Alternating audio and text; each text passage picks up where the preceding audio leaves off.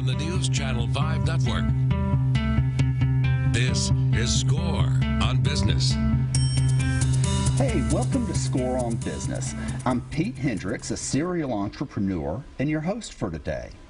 Our mission at SCORE is to help entrepreneurs and small businesses succeed. Please reach out to us. Most of our resources are no charge. You can check us out at scorenashville.org. Again, that's scorenashville.org. And if you fill out the form, then somebody will give you a call and get going there. So our first guest today, where we focus is to get successful business people like Bill Evans to come and share what has worked for them as they have run their businesses. And Bill, Evans Glass Company is a family business, and you do glass for residential and commercial. Correct. Okay, so you all been in business for 58 years. I mean, most companies don't make it that long. What are some of the most important things that have allowed that long-term success? Well, I tell people we're just really too stubborn to quit. But the truth be known, we just don't make things complicated. Keep it simple. Yeah. Business is business. Don't mess it up. You refer to us being a family business. We are a family business. We have 6 sets of father-sons, 2 sets of siblings, 1 set of brother-in-laws, 3 sets of cousins, and who else knows what fills in. But there are lots of families there, none of them related to me. Isn't that fun? Yeah. And so, and kind of touching bases, what are some more things that have kind of basic principles that you all have followed through the years that have really helped out? Dad told me a long time ago, he said, don't strive to be perfect. It sets a terrible precedent. Yeah. He says, just fix all your mistakes. Yeah. He says, people will remember that more than if you're perfect. Yeah. Tell the truth, communicate. I harp on communication. I hear so many complaints, and I have the same complaints as well. I didn't know you were coming today. Nobody called me back.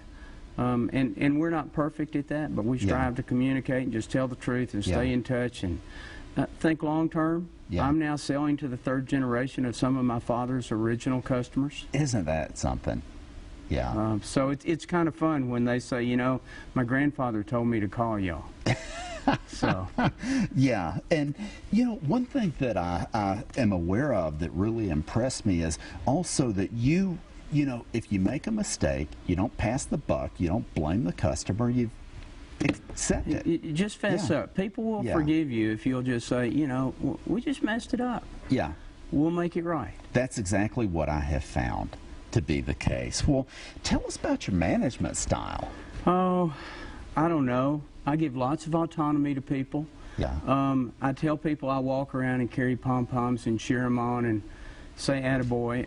I try to tell everybody at the end of the day as they leave that I appreciate them. Yeah. They do have a lot of autonomy. We concentrate on the 5 main things which deal with communication, daily quality results, customer service, teamwork, and personal development. And each one of those is structured individually for the people in the office with the exception of communication, and it's always the same. Mm-hmm. I want them to stay in touch with me and tell me what's going on. They have to give me enough information to carry on a 90-second conversation with anybody, anywhere. After that, I don't have to know anything.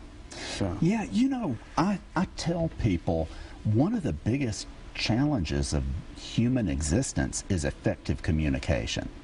And when poor communication causes an awful lot of trouble. It's the root of all the problems that we have at Evans Glass Company is when we fall down on communication.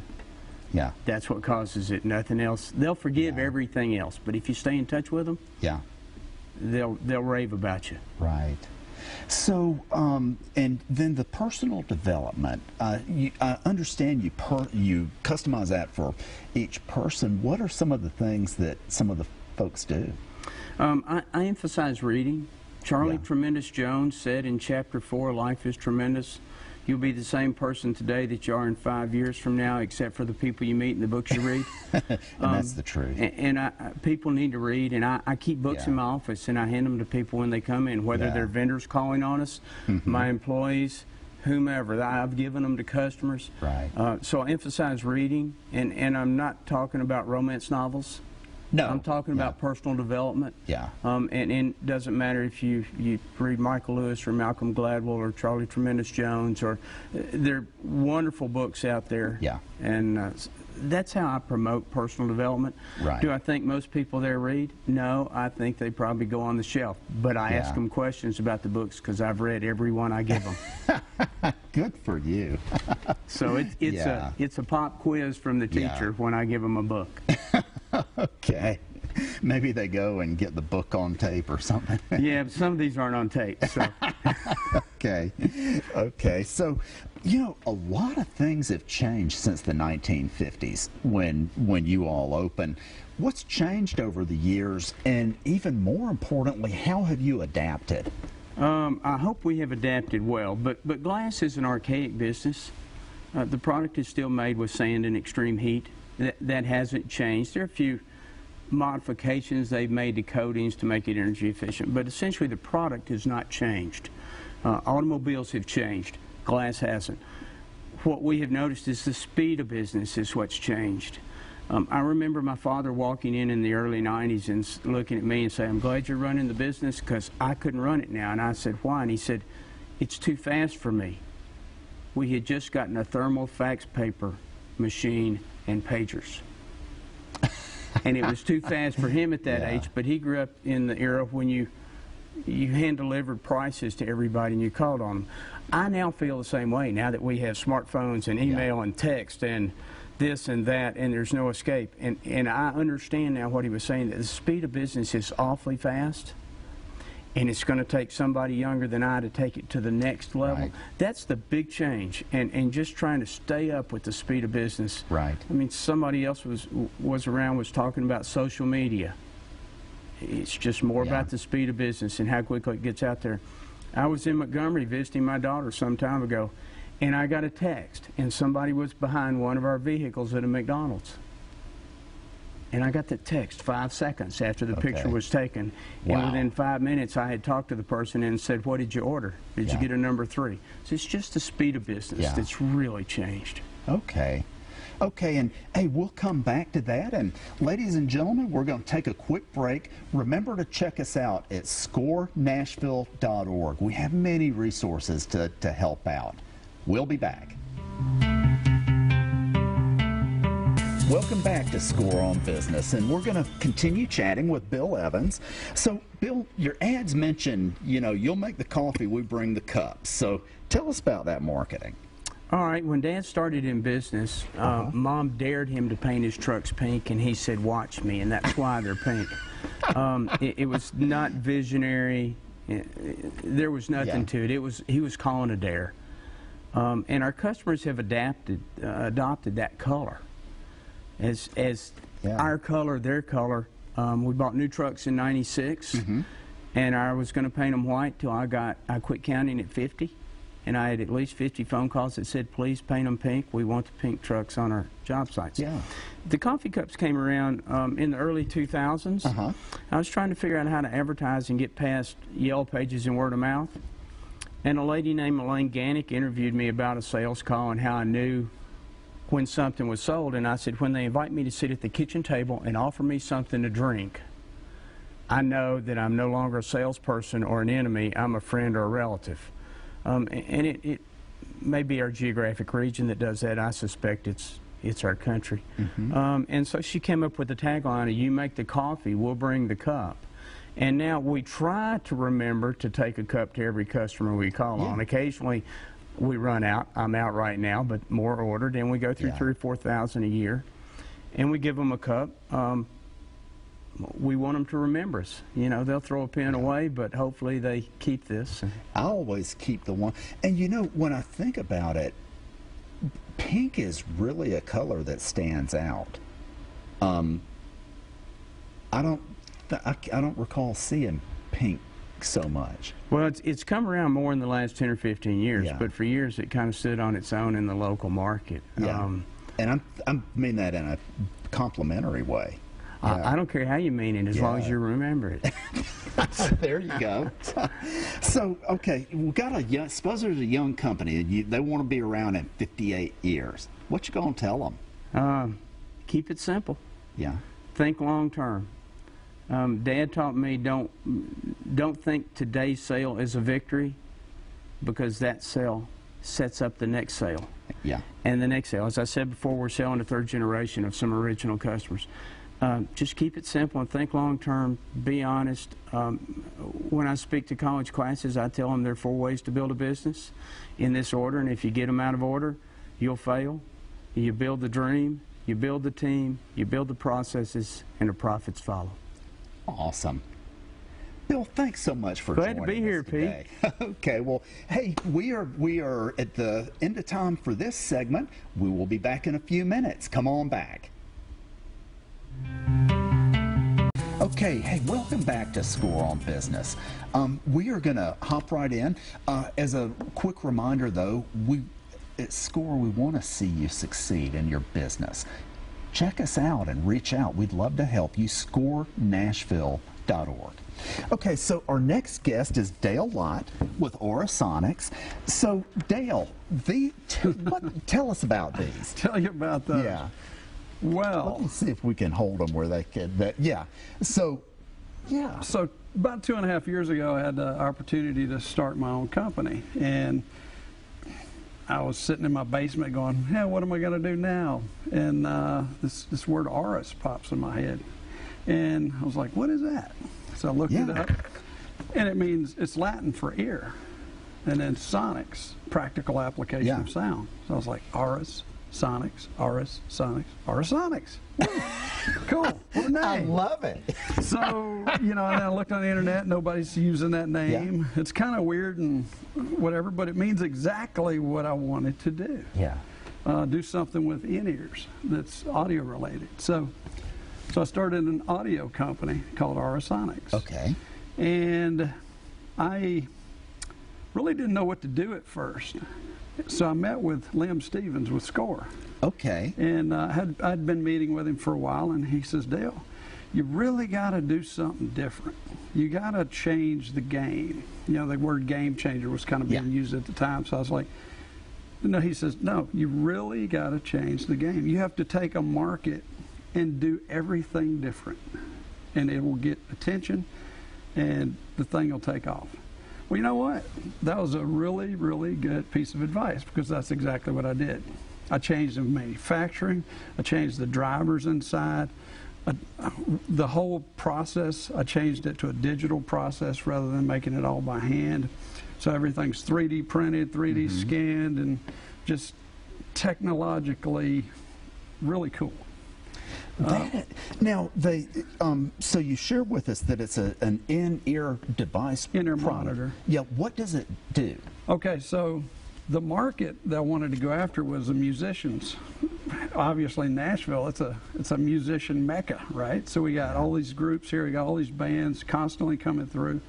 What better place to start a in-ear monitor company that's tailored towards musicians? Oh yeah. So and so for I think you have a music background. What exactly does an in-ear monitor do? An in-ear monitor, back years ago, they used to have monitors. They still do in some cases. These things on the floor, they're called wedges. Yes. And when you sing, you can hear the sound coming up from the floor, the floor monitor. Now, about, I guess, 20 years ago or so, a gentleman devised this idea to put monitors in your ears. Slowly over time, it's been perfected. And then when I came on the scene about 2.5 years ago, I pretty much changed the game with our products. And just in 2.5 years, from working in the shed in the backyard to going to remodeling our basement and making that the business, and now we have a new facility on Centennial Boulevard. It's growing like crazy. Yeah. Bands all over the world. This thing is growing about 300% per year. That's awesome. Well, I have to ask, how did you change the game? What did you do? Well, it was a couple of things. I literally changed the way I thought about making products. because it was just me in the beginning, I had to come up with a methodology that allowed me to build the products with as few people as possible. Where it was done with a multitude of people before, I had to do it with just me. Yeah. So I took some time, wrote software, worked with a bunch of 3D printing companies and manufacturers, and put a process together, which I filed for a patent on, and then came up with the way of making in-ear monitors digitally. Yeah. I made also what's called a hybrid, a combination of a dynamic speaker and a balanced armature speaker, as it were. And the combination of those two is a hybrid. So I called that digital hybrid, which really took off. I filed for patents on that as well, and that really that was the game changer. The sound, manufacturing process, the price I could deliver at, and the time I could deliver at, nobody could touch. So it's really made a difference. That is the deal. It is. There. Yeah. I want to come back to that, but the one thing that, oh, and one more thing before getting into Kickstarter. So you were sharing a little bit earlier about how SCORE helped you and how LIM helped you. Yep. Can you, what else, how else did SCORE help? LIM and SCORE, and even Bill Denny for a period of time, was very influential in steering me in the right direction. I'm kind of, people call me the mad scientist. Yeah, I'm kind of crazy at times, so I need a little bit of grounding. LIM and Bill and SCORE really helped me guide, take a clear path forward, and get some kind of plan together, plan of action, plan of attack. I'm not really into business plans as much as most people. I think with my business especially, it changes and is growing so rapidly, I can't even predict. We're growing 300% per year. I would have never in a million years imagined that. So it's hard to plan for that. Well, congratulations. Thank you. Tell us about Kickstarter. Ooh, okay, so when I started the company, there's funding is rather scarce these days. So it's hard to go out and get venture capital. It's hard to go out and get angel investors, especially with a new idea or something. Even the SBA, Small Business Association, which is supposed to be there to loan people money to start a business, it seemed to be unavailable, right? So I was like, okay, well, I'm going to do this with nothing. So I did. But along the way, I got to a point where I needed some capital to grow the business with a new product that I was coming out with called Rockets. And my international sales manager, Chern Wee Ma, he's in Singapore, he said, we got to do a Kickstarter. I was like, what is Kickstarter? And so he showed me, and I was like, I don't want to look, we're a growing company. I don't want people to think we're a little small company or something like that, which we were, but it's all about appearances, right? So he says, we got to do this. So I said, okay, we're going to get all of our ducks in a row.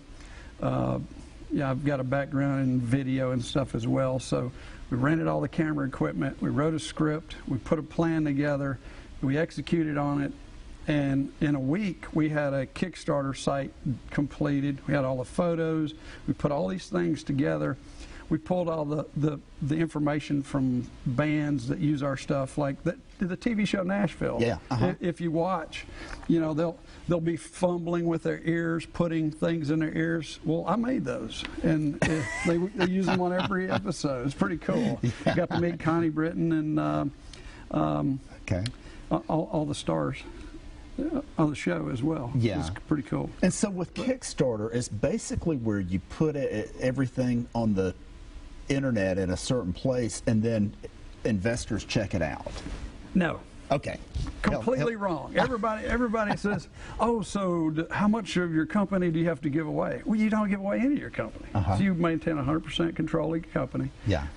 You have to have a product. If you have a service or something like that, it's not going to work. But there's a lot of a lot of things like a new album. A band wants to record a new album, they need money, they can do it on Kickstarter. They can fund it. But what I found works best is a real product. So I took a real product, made a great video, had a great story, and by the way, Kickstarter, the key to success is one thing: story, story, story. You need to tell a compelling story about your company, which I did. And people really embraced that. And in 30 days, we did $209,000 on from a little earbud that nobody had even heard yet. Because people like the story, they like who we were, and they love the product that was made in the USA. And then since then, we've been getting purchase orders from our distributors around the world.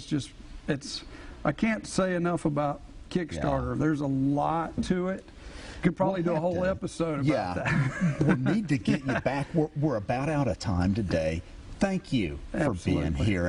And ladies and gentlemen, we thank you for joining us this week. We'll be back next week. Hey, remember to check us out at scorenashville.org.